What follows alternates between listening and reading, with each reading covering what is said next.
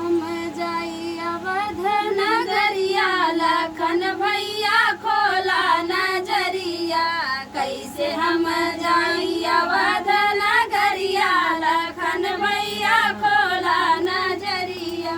जो सुनी पई है पापी रावणवा जो सुनी पई है पापी रावणवा खुशियाँ मनई अपने महलिया लखन भैया खोला नजरिया खुशियाँ मनई है महलिया लखन भैया खोला नजरिया कैसे हम जाई नगरिया लखन भैया खोला नजरिया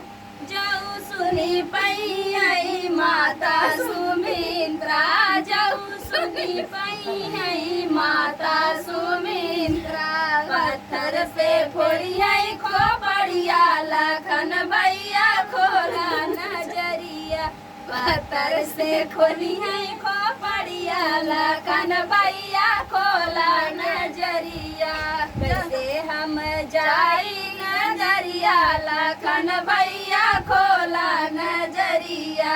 जो सुनी पई है अवध के वासी जो सुनी पई है अवध के वासी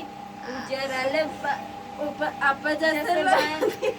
अपजस बनिया गठरिया लखन भैया खोला नजरिया